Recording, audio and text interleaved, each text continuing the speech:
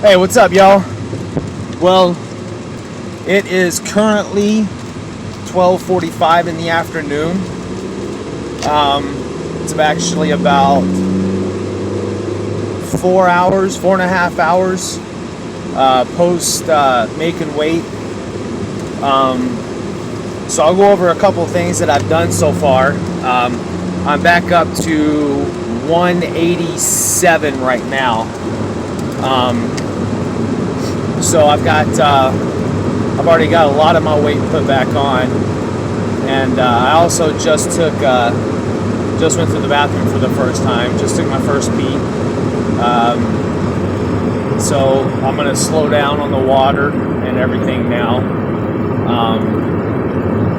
So when you reload, last time I reloaded, I kind of had that mindset of I want to get back, put on a lot of weight. I started my cut at about 190 where I was now, and I got back up to over almost like 197 by competition time. And by the time the end of the competition, I was like over like 201 or something like that. And I was just kind of a bloated mess. Slow, kind of couldn't really, having a hard time catching my breath. Freaking blood pressure was sky high. I kind of blacked out on the deadlift. Kind of blacked out on the stones, because the blood pressure is just going through the roof. So I wanted to do a little bit more research and make my reload a little more efficient, and kind of learn more about how the different electrolytes, different minerals, and different macronutrients works in the body as far as the reload part goes. A lot of people, they weigh in, they'll pound a Pedialyte, eat some gummy bears, and then they'll drink some water, and eat some Pop-Tarts. Pop-Tarts were my big thing. Pop-Tarts and Sour Patch Kids. I'd weigh in, and within an hour of weigh-in, I'd have over half a gallon of water put down, a box of Pop-Tarts, handfuls of Sour Patch Kids, 2 or 3 bottles of Pedialyte, and from there on out, from an hour and a half after weigh-in until the rest of the night, I was just a sloshy, bloated mess, just sloshing around, couldn't walk, couldn't do nothing. And so I was actually been doing some research, and a lot of people think that IVs are the best way to rehydrate. And I'm going to go and really look at the research that he's citing. But there's a guy that I've been looking up a lot of this stuff. Is George Lockhart. He is a nutritionist, and he was in charge of basically the hydration of the soldiers in the desert. He was in charge of keeping them alive and hydrated and performing at an optimal level in the desert. Now he is one of the premier nutritionists and weight cut guys for all the UFC. So I've been looking at a lot of his stuff and what he's doing, and trying to go back and find the research, because he's adds a lot of science. It's not bro science. He spits out a lot of science stuff, and so also I've been going and trying to find the research backing what he's saying, and I've found a lot of it. Some stuff's really hard to find. Things I've been looking up though, as far as the reload goes. that he's been talking about and that I've been able to find is I'm still going to go research the oral hydration versus IV. I have seen a few things that tells me he is right on that. One of the things being that one IV bag has 9 grams of sodium for 1 liter of fluid. 9 grams of sodium per liter of fluid. And that, from what I've seen, is a lot. Even in some medical research I've seen, I was looking at, that is thinking that maybe that's too much sodium.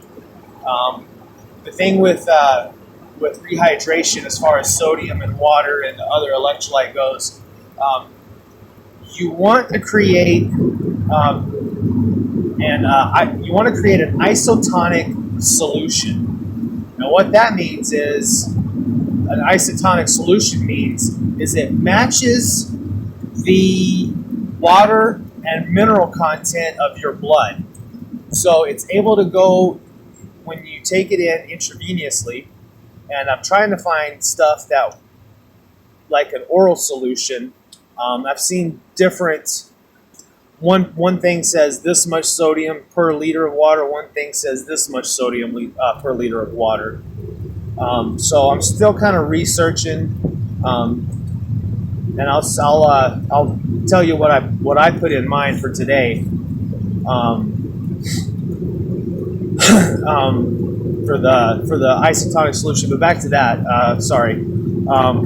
It matches your body's, your blood and your cells ratio of fluid, water to electrolytes, and so it's able to go in and absorb into your cells like your blood does. If you have too much water and not enough sodium, it's called hypernatremia, which means that your cells are basically kind of drowning in water and they're not getting the proper potassium and sodium ratios to function properly. Just like if you put in too much sodium, per liter of water, it's actually going to dehydrate you too much. So that's one thing I really didn't want to do. I was really trying to find and research that balance for sodium and whatnot. So also one of the things that George Lockhart talks about, and that I've actually now found some studies on, is the carbohydrate. What kind of carbohydrates to use? Like I was saying, a lot of people, they'll eat some Sour Patch Kids. They'll go and maybe drink a little bit of orange juice and then down a Pedialyte and some water and call it good. If you're like me, you go eat some Pop-Tarts. Your first hour, and this is what he does, and this is what I did, and I'm not bloated. My stomach is not bloated. I have no bloat whatsoever. My muscles are already filling out like crazy. My muscles are already getting hard, and I'm getting really vascular. I don't know if you can see. I'm already getting really vascular again. Like I said, I already peed, and that's a good thing. Along with sweating, because I still had to go and work another 4 hours in a hot ass freaking work truck. So the studies are showing, and actually Stan Efferding is doing this with some of his vertical dieting stuff. It's his post-workout shakes. But it's a combination of dextrose, fructose, sodium, and a little bit of caffeine. And what the research on that shows is that I don't have the numbers offhand. So these aren't the exact numbers, but you'll get the gist of what I'm trying to say. If you take in just a simple sugar drink and water post-workout, or just a simple sugar carb, your body can take in, say, like maybe 1 gram per minute. I don't know. I can't remember the exact numbers, but so let's just go with that. It's like 1 gram per minute. If you mix a ratio of dextrose, fructose, sodium, and a little bit of caffeine, it almost triples the amount of glycogen your body can store. And George Lockhart goes into it in one of his talks as to why, because it uses two different sources um, to store glycogen, two different sources. So your body's able to store, I think it's like almost 3 times as much glycogen. So what I did for my first hours, I set a timer. After I weighed in, I had 20 minutes to drink my first shake. Then I had another 20 minutes to drink my second shake. And then I gave myself about 35 minutes to drink my third shake.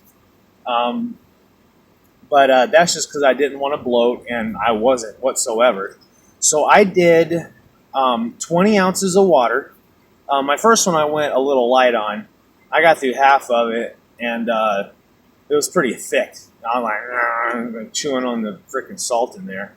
I put in like 14 ounces of water. So then I went with 20 ounces. A lot of the research that I was looking at, it's based off of per liter, which is like 33 ounces. But my jug only goes up to 20, so I kind of had to, go with that. So with the 20 ounces of water, I did 1.5 teaspoons of Gatorade powdered Gatorade mix. Its first ingredient is sugar, and its second ingredient is dextrose. And it's got a couple other things that that Gatorade has, but I'm not counting any of those other things into my electrolyte balance. So that I did 1.5 teaspoons of Gatorade powder in 20 ounces of water. I did a half a teaspoon of Morton Light salt, which a quarter teaspoon has 350 milligrams of potassium and 290 milligrams of sodium, I believe, per quarter teaspoon. So I did 2 of those per shake, per 20 ounces of water. And then I did a quarter teaspoon of sea salt, which the sea salt I have, it's a coarse ground sea salt. That one in particular, it has 580 milligrams of sodium, I believe. So and I did 16 grams of fructose powder. I bought it at Fred Meyer's in the bulk section, just regular fructose powder. I did 1 full teaspoon of that, which equals 16 grams of fructose powder. So you're looking at per 20 ounces of water. Oh, and the water is ice cold.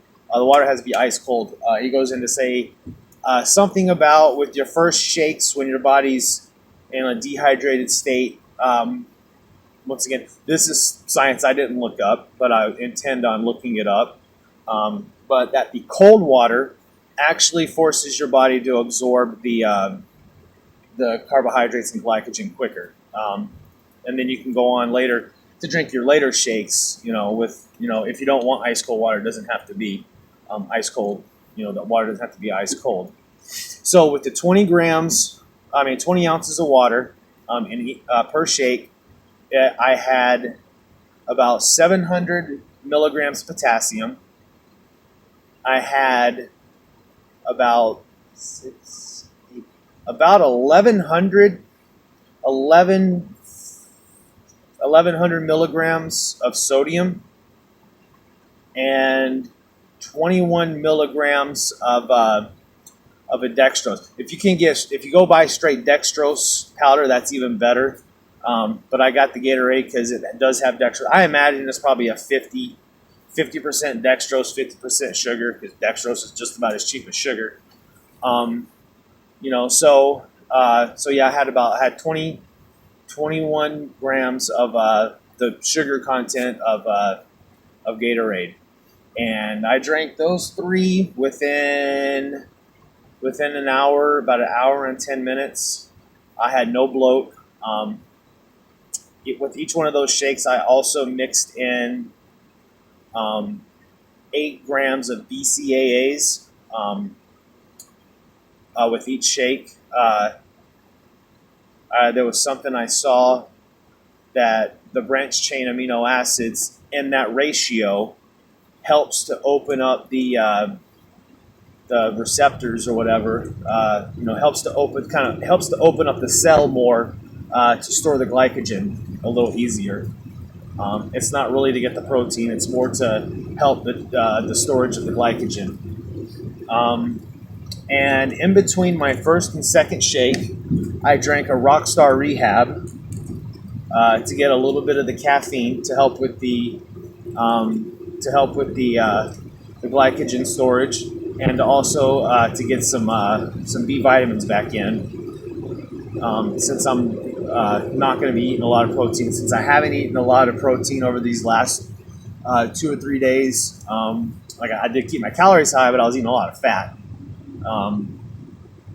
And then after that second shake, and within that first hour, after that second shake, my stomach was feeling really good. Oh, before I forget too, before the first shake, I took a digestive enzyme. You could just get it at the store. Mine was just like a chewable tablet, 3 chewable tablets. It's like that papaya natural digestive enzymes or whatever. I took a serving of that before my first shake, and also about 2 more hours in, I ate 2 more of the tablets before I started eating a little bit more food.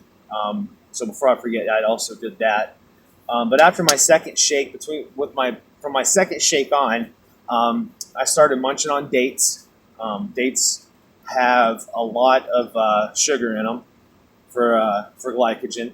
Dates also have a lot of magnesium and potassium, which you're going to need. I also took a magnesium supplement, magnesium gluconate supplement, one tab.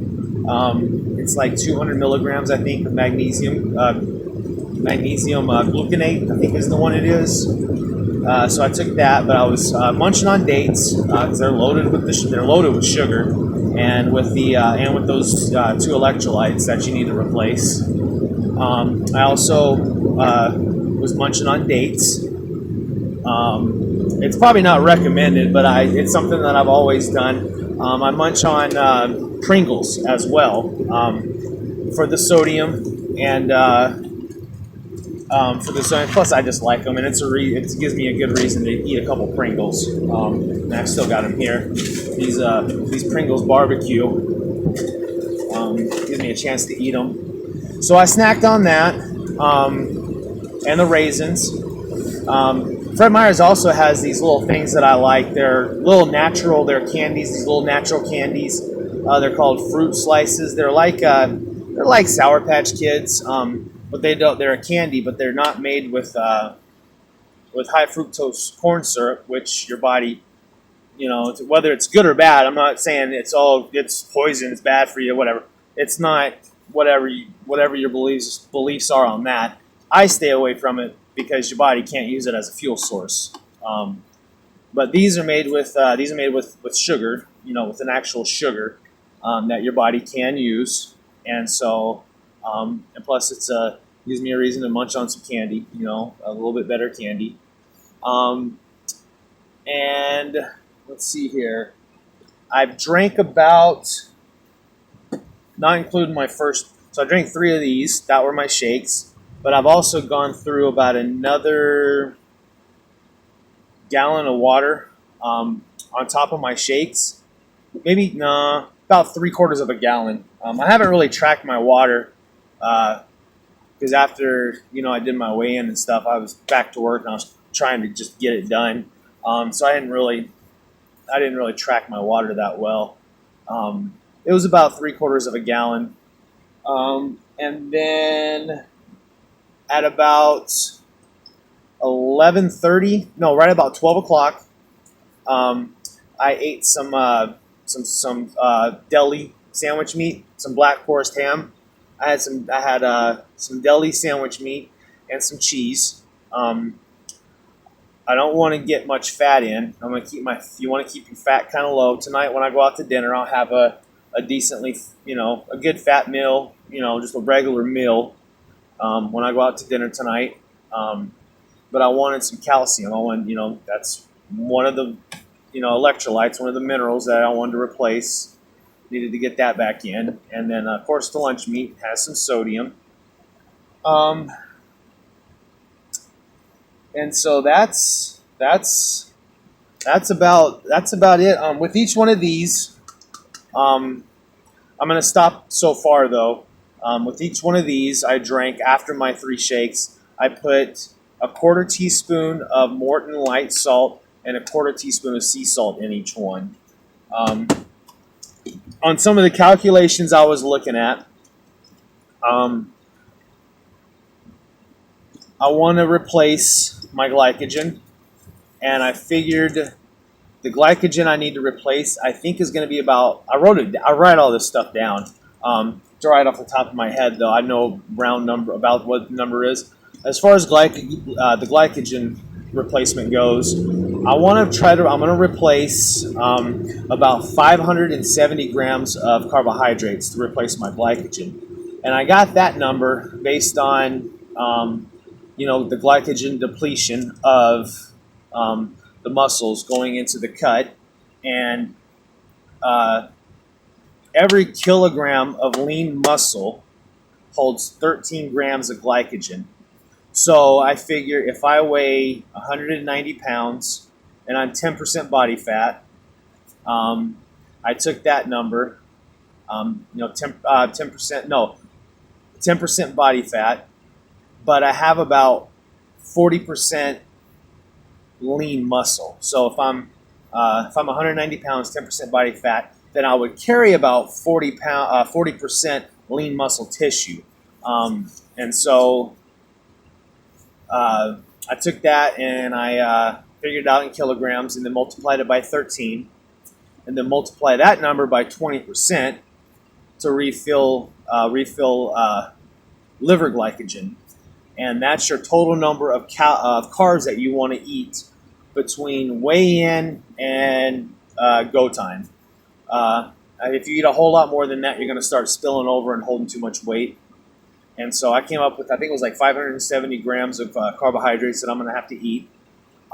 Since I lost 17 pounds, each a gallon of water is 8 pounds. So I'm going to have to, consume at least 2 gallons of water to kind of hold that back again.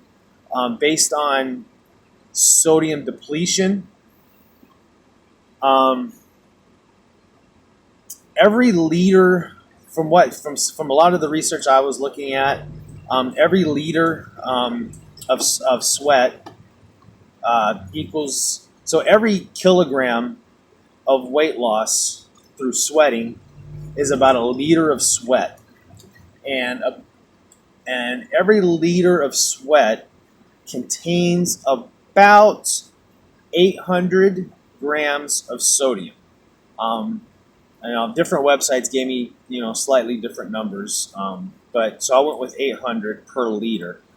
So I figured I would be having to refill about 6 grams of sodium that I would have to put back in. So I'm kind of splitting that up, into increments to get before breakfast tomorrow. I want to have everything full, by breakfast tomorrow. And you can figure out your potassium and magnesium and calcium. I have the calculations for all those written down too, because I found the estimated loss of all 4 electrolytes per liter. And I pulled up the calculations and wrote that down. So I just took that and I'm refilling mathematically what I need based on the research that I've done for my refeed, instead of just trying to get back as heavy as I can. That's just that doesn't work. So I'm curious to see how this one goes. I'm feeling during the weight cut. I never felt once like I was doing a weight cut, except for the discomfort of sitting in a hot truck, which I would have been anyways because I was at work anyways. So I would have been uncomfortable because I was in a hot truck and sweating anyways. I made it. It was a little more uncomfortable because I was wearing sweat clothes and a hoodie and had the heat crank and the windows up. From 3 o'clock till 7:15. So that was a little uncomfortable. And then to get the last to get the last 3 pounds. Excuse me, the last 3 pounds, I sweated the last 3 pounds out in about 35 minutes. It might have even been a little less than that. No, it was about 35 minutes. Because I went in, took my lunch break, I went straight into the hot tub at the gym. And then I got out once my body temperature was, once I started this crack, once I started to break a sweat. I jumped out, I threw on my sauna suit, and I went into the steam room and got myself, that got hot fast. And I started dumping some sweat really quickly.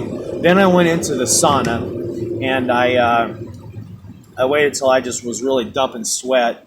And I ran out, freaking, took my sweatsuit off, took my sauna suit off, and water just like splashed down on the ground, because it was holding the water in.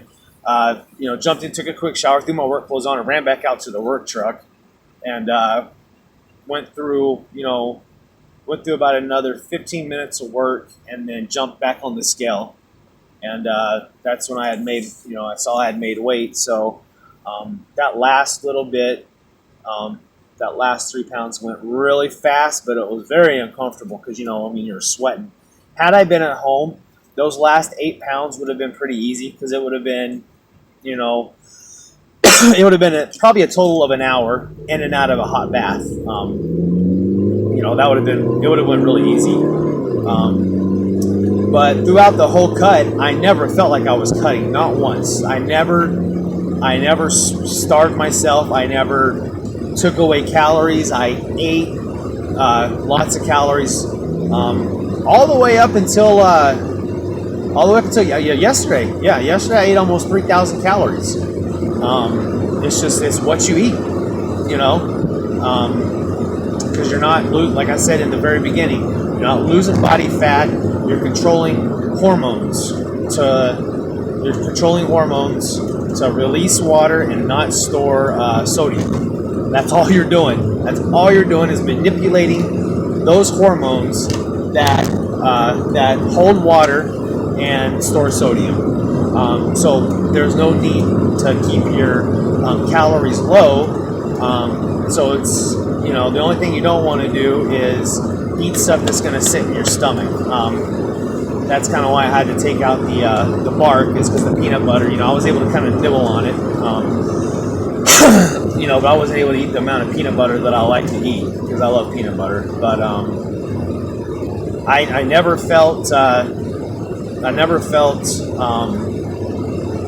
hungry. I was never hungry. There was a couple times there, and I think I mentioned in some early videos, and I think this is a lot of people's problem. This is where a lot of people have a lot of issues.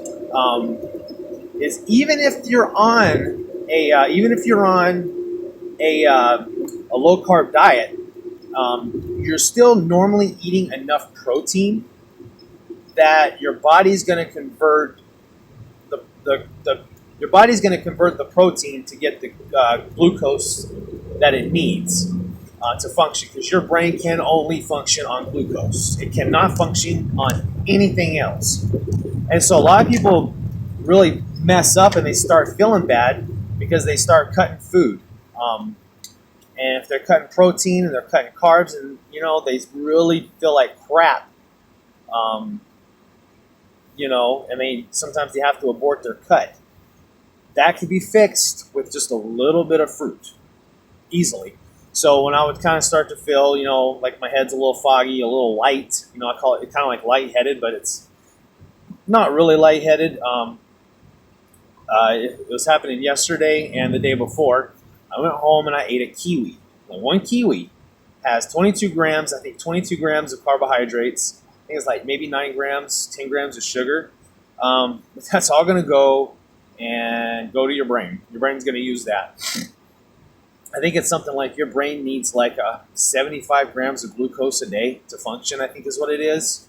And so if you're not eating much protein, it's not converting protein to glucose. So the brain's got to get it somehow. So that's where a lot of people really mess up. Even this morning, I woke up this morning 8 pounds out from my weigh-in cut, from my weigh-in of where I wanted to weigh. knowing I was going to have to sweat, but I still ate a cup of frozen blackberries that morning. I didn't eat it all at once. I would grab a couple handfuls and eat them. Especially it was nice because when you're hot and thirsty, a couple of frozen blackberries really just kind of mellows that out a little bit. Takes away some of the uncomfortableness of being thirsty and hot. But that gave my brain some of that glucose that it needs. I also gave myself 14 ounces of water. So I had some ice cold water that I sipped on. I measured out 14 ounces of water, and I was going to say I'm not going to go over that, and I didn't have to. I also, first thing in the morning, I mixed, and it doesn't mix well, trust me, but I mixed a little bit of MCT oil and cold water. Yeah, that doesn't mix at all. But I just kind of mixed that together really quick and took a quick shot of that to give my brain some power. If you don't know what MCT oil does for your brain, go look it up because it does a lot of good stuff. Especially if you're into intermittent fasting. Yeah, MCT oil, it's 14 grams of fat, so technically it's breaking the fast, but whatever. I mean, drink you a cup of coffee with some MCT oil, and then don't eat for 6 hours. You're gonna burn fat. You're gonna burn a lot of body fat. But that's just if you're into, I intermittent fasted, but that's a whole nother thing. That's a whole nother topic. But yeah, that's it, man. I'm going to just kind of take the rest of the day almost as normal. Make sure I'm not going to have a problem getting in the carbs that I need. I don't have my exact countdown, but I'll be able to get it to know how much more carbs I need. I do a pretty good job of knowing, kind of as I'm eating, being able to calculate in my head what I've eaten so far. I can kind of count my macros in my head without having to weigh, and I'm pretty conscious of how much macros are in just about everything I eat. And so I don't have to really weigh and count. I'm not going to have to weigh and count everything. I'm just going to kind of eat. And if I'm starting to spill over, I'll know that I'm kind of spilling over some. So I'll definitely know when I need to back it down, when I need to slow it down. But, from here on out, it's going to be kind of resting, spending some time with the family, business as usual. I'm getting ready to see how it goes tomorrow. I'm excited to see how the performance goes. The guys I'm going against are a lot bigger than me, so I'll be weighing in probably about 188 to 190, and they're going to be 231, probably over 231. They're probably cutting down to 231, a lot of them. So it'll be fun, man. I like the challenges. I like competing against. I like going into a competition.